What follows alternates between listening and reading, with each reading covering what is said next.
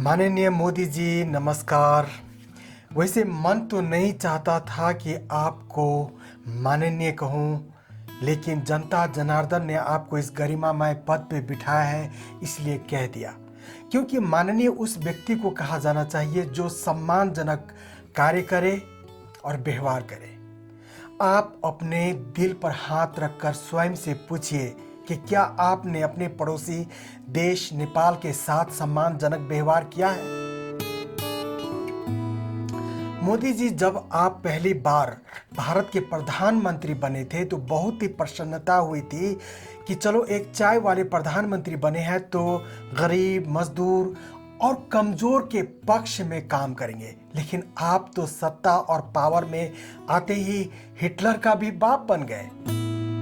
गरीब, कमजोर और मजदूर के दोस्त तो नहीं बन सके आप, लेकिन जानी दुश्मन जरूर बन गए आप। सन 2015 में जब आपका पड़ोसी देश नेपाल बहुत बड़ी प्राकृतिक विपत्ति से लड़ रहा था तो आपने अघोषित नाकाबंदी कर दी, यानी जले पर नमक छिड़कने का काम किया। आपने हमारे पीठ के पीछे से वार किया मोदी जी, हमारे दिलों पर वार किया। बदन पर लगा जख्म तो भर जाता है, लेकिन याद रखिए कि दिल पर लगा जख्म कभी किसी मरहम से नहीं भर पाएगा। लेकिन उस जख्म के बावजूद भी हमारे देश ने रेड कारपेट बिछाकर आपका स्वागत किया। क्या आपको याद है आपने क्या कहा था नेपाल जाकर? शायद भूल गए होंगे। तो सुनिए आपने क्या कहा था उस वक्त। भारत और नेपाल के संबंध उतने ही पुराने हैं जितना हिमालय और गंगा पुराने हैं।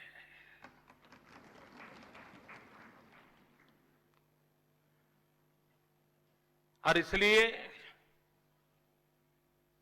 हमारे संबंध कागज की किश्तियों से आगे नहीं बढ़े हैं। हमारे संबंध दिलों की दास्तान कहते हैं। ये भूमि है जिसने विश्व को अचंभित कर देने वाले भगवान बुद्ध को जन्म दिया है। तो मोदी जी, आपकी कथनी और करनी में इतना अंतर क्यों?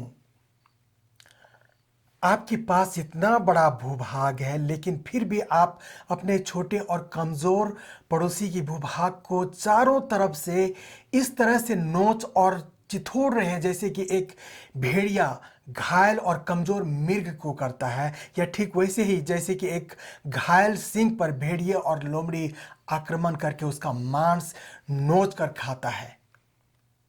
आपने कहा था कि नेपाल एक सार्वभौम राष्ट्र है, याद है आपको? नेपाल एक सार्वभौम राष्ट्र है। जी हां, नेपाल एक सार्वभौम राष्ट्र था और हमेशा रहेगा। तो फिर आप एक सार्वभौम राष्ट्र के साथ गुलामों जैसा व्यवहार क्यों करते हो मोदी जी? क्या ताकतवर होने का मतलब यही होता है कि आप कमजोर पर अत्याचार करें, किसी की अस्मिता के साथ खिलवाड़ करें, बारूद के ढेर पर बैठकर अपने कमजोर पड़ोसी को डराएं, अत्याचार करें, उसकी भूमि पर अतिक्रमण करें?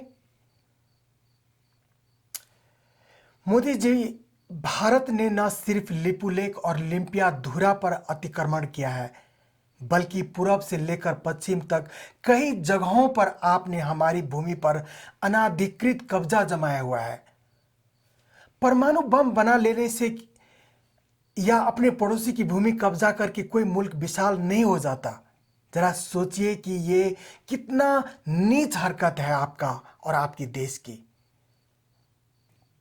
अगर आप सचमुच महान हैं और नियत साफ है तो आपसी समझदारी से हमारी भूमि को वापस कर दें। अगर लिम्पियाधुरा और लिपुलेख आपके लिए इतना ही महत्वपूर्ण है तो रख लीजिए और बदले में हमें सिलीगुड़ी से फुलबारी तक का भूभाग दे दीजिए ताकि समुद्री सतह तक हमारी भी पहुंच बन जाए। तब हम मानेंगे कि आप सचमुच हमारे अच्छे पड़ोसी हैं और मित्र राष्ट्र हैं। शत्रुवत व्यवहार करके आप हमारे मित्र कैसे बन सकते हैं? आपने डिमोनेटाइजेशन के तहत 500 और 1000 के नोटबंदी की, लेकिन अभी तक जो नेपाल के पास भारतीय करेंसी है आपने एक्सचेंज नहीं किया। एक छोटे देश के लिए यह बहुत बड़ा आर्थिक चोट है, धोखा है और विश्वासघात है। मोदी जी, कृपया आप इसका समाधान जल्द निकालें।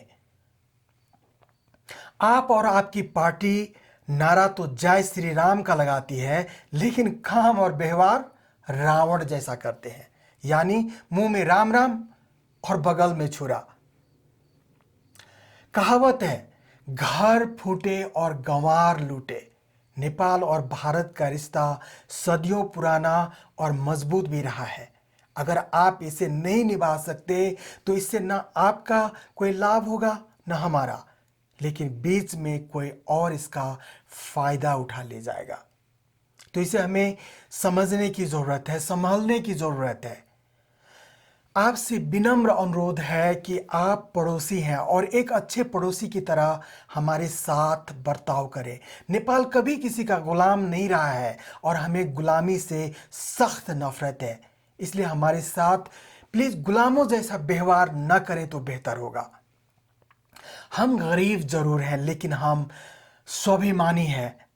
हमारी रगों में वीरता की खून दौड़ता है। हम कमजोर जरूर हैं, लेकिन डरपोक नहीं। इसलिए दुनिया हमें वीर गोरखाली के नाम से जानती है और इस बात को आप लोग बखूबी जानते हैं। भारत की सेना के फील्ड मार्शल एक बहुत बढ़िया बात बताते थे। वो कहते थे कि कोई सेना का जवान ये कहे कि मैं मृत्यु से डरता नहीं हूं, तो मान लेना या तो वो झूठ बोल रहा है या तो वो गुरखा है।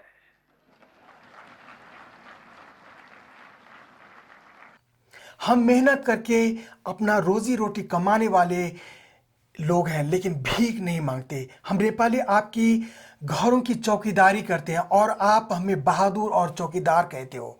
वैसे मोदी जी, आपने भी पिछले इलेक्शन में अपने आप को चौकीदारी कहा था, लेकिन जब चौकीदार ही चोर बन जाए तो क्या होगा?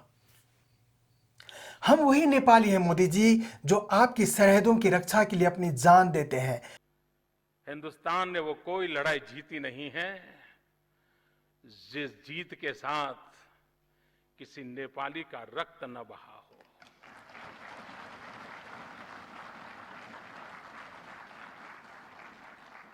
किसी नेपाली ने शहादत न मोली हो।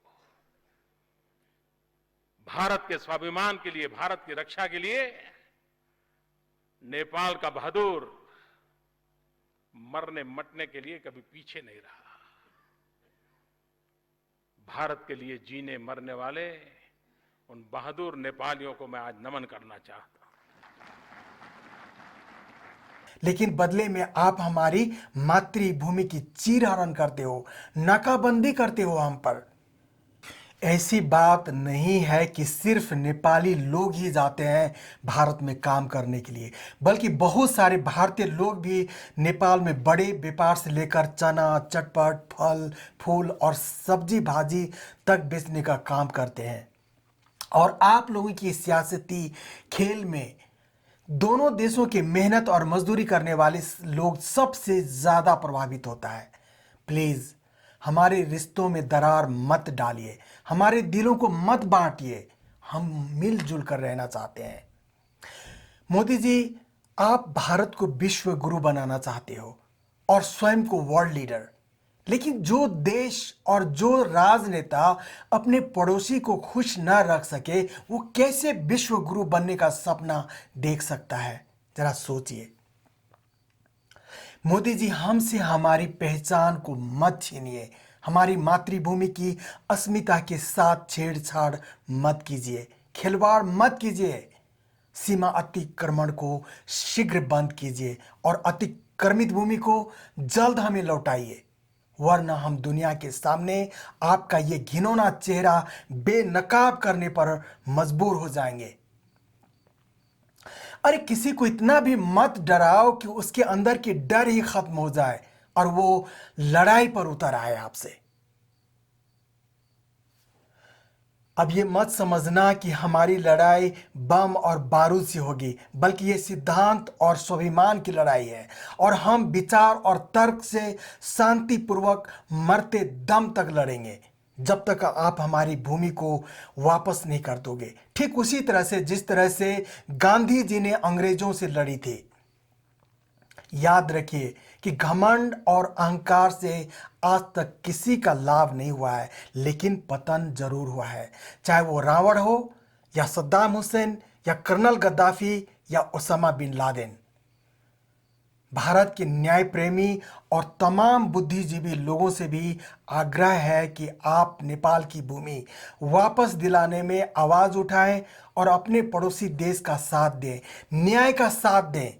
सरकारें तो आती रहेंगी, जाती रहेंगी, लेकिन हम दो पड़ोसी यहीं रहेंगे, हमारी सरहदें भी यहीं रहेंगी। दो देशों के बीच बेटी और रोटी का संबंध सदियों से था और आगे भी कायम रहना चाहिए। सत्यमेव जयते। जय स्वाभिमान, जय नेपाल।